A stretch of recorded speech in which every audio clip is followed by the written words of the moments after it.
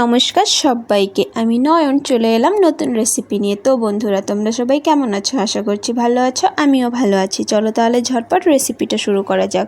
তো সবার প্রথমে আমি সবজিগুলো সুন্দর করে কেটে নিয়েছিলাম। তারপর কড়াই গরম করে তার মধ্যে দিয়ে দিলাম তেলটা দিয়ে হালকা নাড়াচাড়া করে তার মধ্যে দিয়ে দিলাম পাঁচফোড়ন দেওয়ার পর একটু নাড়াচাড়া করে নিয়ে তার মধ্যে এবার দিয়ে দেব কেটে রাখা সবজিগুলো।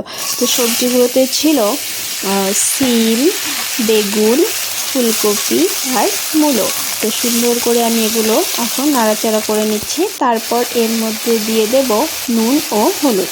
তো বন্ধুরা, তোমরা লক্ষ্য করলে দেখতে পারবে আমি কিন্তু আমার রেসিপিগুলো থেকে সবসময় আলুটাকে স্কিপ করে যাই, মানে আলু আমি খুব কম ইউজ করি। আমি আলু বেশি দিই না, আলু ছাড়াই সবজি বানাই। তো তোমরা কে কে আছো এরকম করো জানাবে কিন্তু। তো তোমরা দেখতেই পাচ্ছ আমি নুন হলুদ দিয়ে সুন্দর করে এটাকে ভাজা করে নিচ্ছি। তারপর এর মধ্যে দিয়ে দিলাম কেটে রাখা লঙ্কাগুলো দিয়ে এটাকে আরও সুন্দর করে আমি কষিয়ে নেব। তো ভালো মতন যখন দেখবো এটা সেদ্ধ হয়ে গেছে, এই দেখো দেখতেই পাচ্ছ কি সুন্দর সেদ্ধ হয়ে গেছে। তো এরপর এর মধ্যে দিয়ে দেব পরিমাণ মতো জল। তো পরিমাণ মতো জল দেওয়ার পর এটাকে সুন্দর করে কিন্তু জলের সঙ্গে মিশিয়ে দিতে হবে। তো দেখতেই পাচ্ছ আমি সুন্দর করে মিশিয়ে দিয়েছি।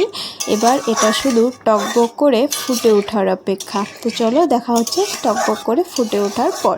তো বন্ধুরা, তোমরা দেখতেই পারছো কি সুন্দর টকবক করে ফুটতে শুরু করে দিয়েছে। চলো এবার আমি ঝটপট ধনেপাতাটা কেটে নিই। তো দেখতেই পারছো এটা টকবক করে ফুটছে। তো আমার ধনেপাতা কাটা কমপ্লিট। চলো এবার ধনেপাতা কুচিটা দিয়ে দিই। তো এটাকে দিয়ে একটু হালকা নাড়াচাড়া করে নামিয়ে নিলেই রেডি। তো শীতের দিনে কার এরকম নতুন সবজি দিয়ে এইভাবে ঝোল সবজি খেতে ভালো লাগে কমেন্ট বক্সে জানাবে অবশ্যই। আর এতক্ষণ ধরে ভিডিওটা দেখার জন্য সত্যি অনেক ধন্যবাদ।